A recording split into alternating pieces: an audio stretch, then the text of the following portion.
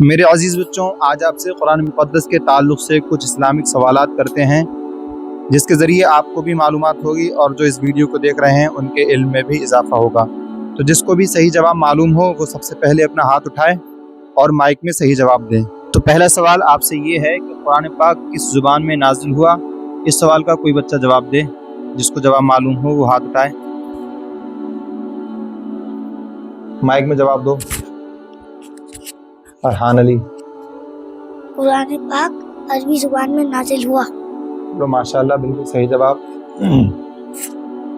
قرآن پاک کس زبان میں نازل ہوا؟ اس کا جواب انہوں نے دیا قرآن پاک عربی زبان میں نازل ہوا۔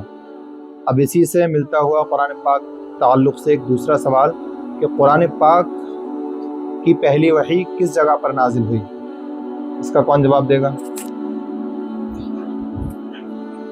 ارحان، لو مائک میں جواب دو۔ قرآن پاک کی پہلی وحی کس جگہ پر نازل ہوئی؟ قرآن پاک کی پہلی وحی غار حرا میں نازل ہوئی۔ ماشاءاللہ بالکل صحیح جواب۔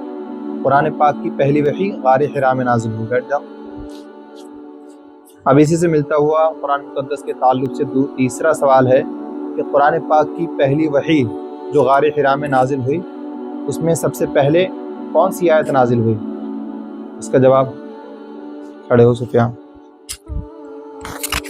قرآن پاک کی پہلی وحی سورہ علق کی پہلی آیت نازل ہوئی ہے۔ ہاں ماشاءاللہ بالکل صحیح جواب۔ قرآن پاک کی جو پہلی وحی غار حرا میں نازل ہوئی ہے وہ ہے سورہ علق کی پہلی آیت، یعنی اقرأ بسم ربک الذی خلق۔ اس کا مطلب ہوتا ہے کہ پڑھو اپنے رب کے نام سے جس نے تمہیں پیدا کیا۔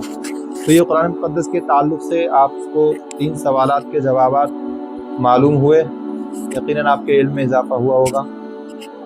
اب اسی کے ساتھ یہ ویڈیو مکمل ہوتی ہے، اگلی ویڈیو میں ملتے ہیں انشاءاللہ۔ السلام علیکم ورحمۃ اللہ۔